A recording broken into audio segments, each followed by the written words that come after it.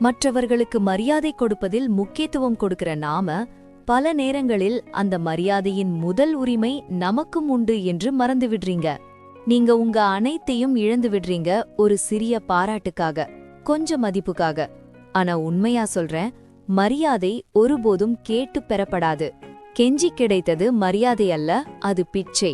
மரியாதையின் அடித்தளம் உங்க உள்ளேதான் கட்டப்பட வேண்டும். நீங்க கண்ணாடியில் உங்களை பார்த்து உங்க மதிப்பை உணரவில்லை என்றால் உலகம் ஏன் உங்களை மதிக்க வேண்டும்? இன்று நான் உங்களுக்கு அந்த கண்ணாடியை காட்டப் போறேன்.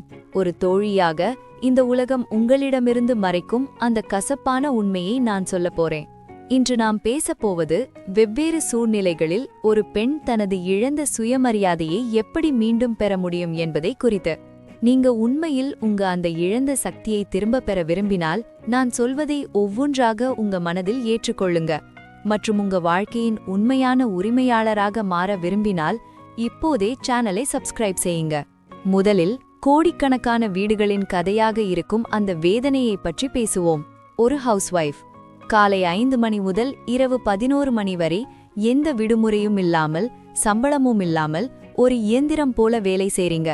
அதற்கு பதிலாக நீங்க என்ன கேட்கிறீங்க? நீ நாள் முழுவதும் வீட்டில் என்னதான் செய்கிறாய்? இந்த வரி உங்க இதயத்தை கிழிக்கிறதா? ஆனால் உங்களுடைய மிகப்பெரிய தவறு என்ன தெரியுமா? யாராவது நீ என்ன வேலை செய்கிறாய் என்று கேட்டால் நீங்க தலை குனிந்து நான் ஒரு ஹவுஸ்வைஃப் தான் என்று சொல்றீங்க. இந்த தான் என்ற வார்த்தையை இன்று முதல் முற்றிலும் நிறுத்துங்க. நீங்க எந்த விஷயத்திலும் குறைந்தவள் அல்ல.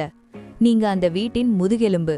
வீட்டு வேலை உங்க கடமையாக இருக்கலாம், ஆனா அதில் உங்களை முழுவதும் அழித்து விடுவது உங்க முட்டாள்தனம்.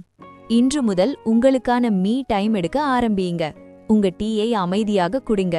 உங்களுக்கு பிடித்த புத்தகத்தை படிங்க. உங்க உடலுக்கும் மனதுக்கும் ஓய்வு கொடுங்க. நீங்க உங்க நேரத்தை மதிக்கவில்லை என்றால் இந்த உலகமும் இந்த குடும்பமும் உங்க நேரத்தை குப்பையாகவே நினைக்கும். இப்போது இன்னும் கவனமாக கேளுங்க. நீங்க நினைக்கிறீங்க எல்லோருடைய பேச்சையும் கேட்டு எப்போதும் எல்லோருக்கும் உதவியாக இருந்தால் மக்கள் உங்களை நல்லவராக நினைப்பாங்க, உங்களை மதிப்பாங்க என்று. இது பொய்யான விஷயம். எப்போதும் இலவசமாக கிடைக்கும் விஷயத்திற்கு யாரும் மதிப்பு கொடுக்க மாட்டாங்க.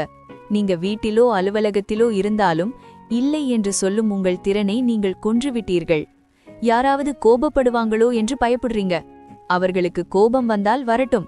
உங்க இல்லை என்ற ஒரு வார்த்தைக்காக கோபப்படுகிறவர் ஒருபோதும் உங்களை மதித்தவரே அல்ல. அவர் உங்களை பயன்படுத்திக் கொண்டிருந்தார். எல்லாரையும் சந்தோஷப்படுத்த வேண்டிய பொறுப்பை உங்க தோளிலிருந்து எரிந்து விடுங்கள். நீங்கள் ஒரு மனிதர், டிஷ்யூ பேப்பர் அல்ல.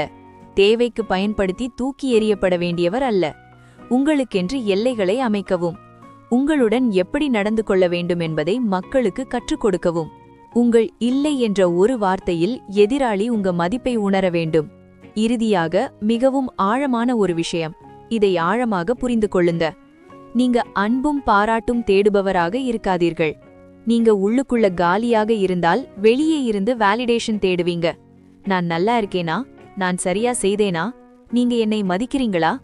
இந்த கேள்விகளை கேட்பதை நிறுத்துங்க. உங்க மதிப்பு மற்றவர்களின் சான்றிதழில் இல்லை. உங்களுக்கு சொந்தமான ஒரு உலகத்தை உருவாக்குங்க.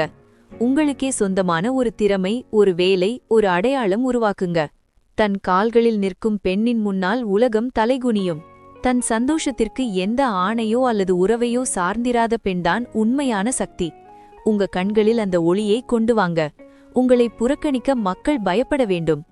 இந்த உலகம் ஒரு அடியும் நகர்த்த முடியாத பவர் ஹவுஸ் நீங்கதான். உங்க அந்த சக்தியை ஏற்றுக்கொள்ள வேண்டும். உங்க கண்ணீரை துடைத்துக் கொள்ளுங்கள். உங்க தலையை உயர்த்துங்க. இன்று முதல் ஒரு புதிய தொடக்கம் செய்யுங்க. உலகம் உங்க காலடியில் இருக்கும். இப்போது மிகவும் ஆழமான காயத்தை பற்றி பேசுவோம். இந்த காயம் உங்க சிறுவயனிலிருந்து உங்க உறவினர்களும் சமூகமும் உங்களுக்கு கொடுத்தது. உன் நிறம் கருப்பாகிவிட்டது. நீ மிகவும் குண்டாகிவிட்டாய். நீ வளரவே இல்லை. இந்த மலிவான விமர்சனங்களை கேட்டு நீங்க என்ன செய்தீர்கள்? அவர்களின் பொய்களை நீங்கள் உண்மையாக ஏற்றுக்கொண்டீர்கள். நீங்க கண்ணாடி முன் நின்று உங்களை வெறுக்க ஆரம்பித்தீர்கள். நீங்கள் அழகாக இல்லை என்று அமைதியாக நம்பிவிட்டீர்கள். இதுதான் மிகப்பெரிய ஏமாற்று வேலை. இந்த சமூகம் உங்களை இன்செக்யூராக வைத்திருக்க விரும்புகிறது. நீங்கள் எப்போதும் பயந்தபடி இருக்க வேண்டும் என்பதற்காக. ஆனா இன்று நான் சொல்வதை உங்க மனதில் கல் போல பதியுங்க. அழகு ஃபேர்னஸ் கிரீம் டியூபிலோ இல்லை, அல்லது எடை கருவியின் எண்ணிக்கையிலோ இல்லை. உங்கள் உடலில் குறைகளை கண்டுபிடிக்கும் மக்கள் உண்மையில் அவர்களின் குறுகிய மற்றும் வெறுமையான சிந்தனையை உங்கள் மீது வீசுகிறார்கள். நீங்கள் அந்த குப்பையை அலங்கரித்து வைத்திருக்கிறீர்கள். இன்று இப்போதே கண்ணாடி முன் நில்லுங்க. உங்களிடம் மன்னிப்பு கேளுங்க, மற்றவர்களின் கெட்ட பார்வையால் உங்களை பார்த்ததற்கு.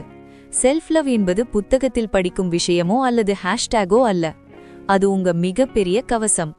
உங்கள் உடலை, உங்கள் குறைகளை, உங்கள் நிறத்தை நேசிக்க ஆரம்பியுங்க. நீங்கள் உங்களை முழு நம்பிக்கையுடன் ஏற்றுக்கொண்ட நாளில் எந்த உறவினரின் விமர்சனமும் எந்த சமூகத்தின் கருத்தும் உங்களை தொட முடியாது.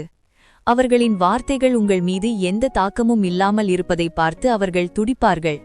நீங்கள் தலை நிமிர்ந்து எந்த வெட்கமும் இல்லாமல் நடக்கும்போது உங்க ஆட்டிடியூட் தான் உங்க மிகப்பெரிய மேக்கப் ஆகும்.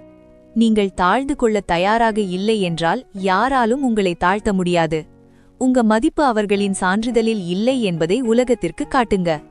இந்த கசப்பான ஆனால் உண்மையான வார்த்தைகள் உங்களுள் தூங்கிக் கொண்டிருந்த தீயை எழுப்பியிருந்தால் இன்று முதல் நீங்கள் உங்களுள் என்ன மாற்றப் போகிறீர்கள் என்று கமெண்டில் எழுதுங்க. இந்த வீடியோ பிடித்திருந்தால் லைக் செய்யுங்க. மறக்காம பியாண்ட் தி யூனிவர்ஸ் சேனலை சப்ஸ்கிரைப் செய்யுங்க. அடுத்த வீடியோவில் சந்திக்கலாம். நன்றி.